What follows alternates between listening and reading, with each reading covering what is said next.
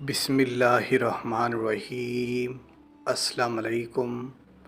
वज़ाइफ media के प्यारे दोस्तों, मेरे प्यारे दोस्तों, मैं उम्मीद करता हूँ कि आप सब खैरियत से होंगे और अल्लाह रब्बुल इज़्ज़त की रहमतें बरकतें समेटने में मशगूल होंगे।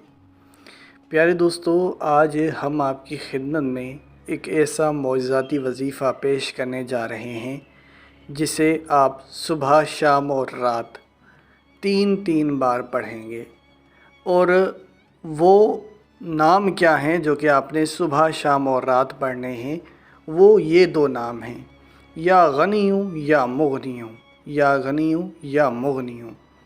मेरे प्यारे दोस्तों, ये अल्लाह के ऐसे ज़बरदस्त नाम हैं कि जिन्हें अगर कोई भी मुसलमान बहन भाई सच्चे और पक्के ईमान के साथ पढ़े और दुआ के लिए हाथ खड़े करे तो इंशाअल्लाह अल्लाह रब्बुल इज़्ज़त उसके रिज़्क़ में बेपनाह इजाफ़ा अता कर देगा और उसको वहाँ से रिज़्क़ मिलेगा जहाँ से उसका वहम व गुमान भी ना होगा।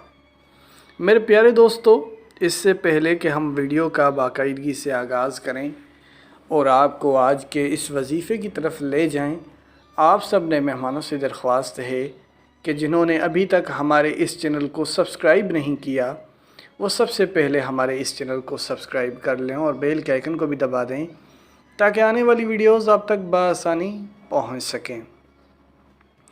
मेरे प्यारे दोस्तों, अल्लाह रब्बुल इज़्ज़त की ही ज़ात एक ऐसी ज़ात है जिससे हम रिज़्क़ मांग सकते हैं, क्योंकि रिज़्क़ देने वाली ज़ात तो अल्लाह रब्बुल इज़्ज़त की ही है। जब हम पर गुर्बत आ जाती है, परेशानियां आ जाती हैं, दुख तकलीफ़ें आ जाते हैं या रंज व गम आ जाता है तो अल्लाह की ज़ात के सिवा किसी और के आगे नहीं झुकते, सिर्फ़ अल्लाह से ही मांगते हैं। और यकीन करें वही लोग कामयाब हैं जो अल्लाह के बजाय किसी और के आगे गिड़गिड़ाते हैं या किसी और के आगे झुकते हैं। यकीन करो वो अपनी ज़िंदगी में कभी खुश ही नहीं रह सकते। तो मेरे प्यारे दोस्तों, अब हम चलते हैं अपने असल मौजू की तरफ कि आप या गनियों या मुगनियों का वजीफ़ा दिन में 3 दफ़ा कैसे करोगे।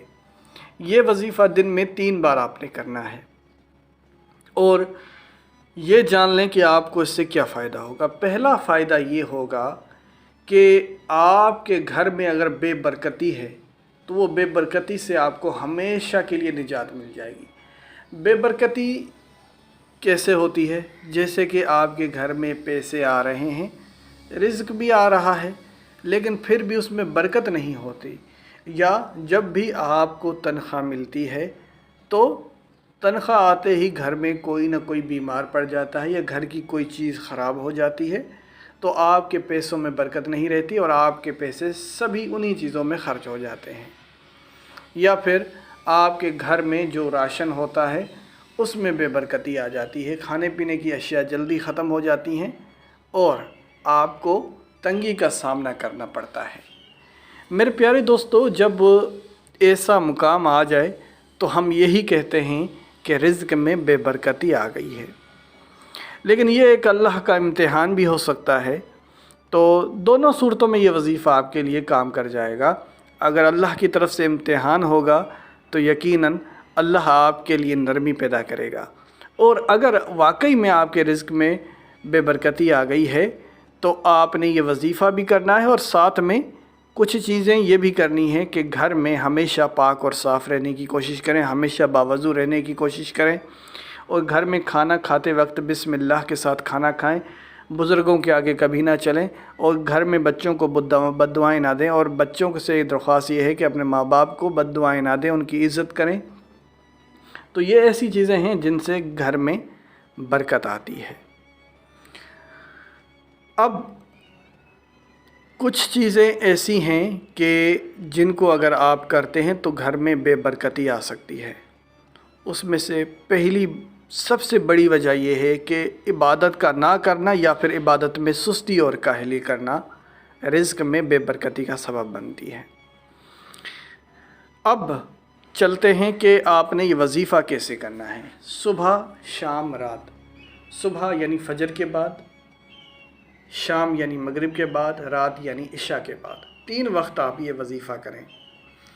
अच्छा, असर या मगरिब, इन दोनों में से कोई एक वक्त आप चुन सकते हैं। दिन में 3 बार आपने करना है, तो एक फजर के बाद कर लें, और दूसरा ज़ोहर के असर के बाद या मगरिब के बाद, और तीसरा इशा के बाद, यानी 3 टाइम आपने वजीफ़ा करना है।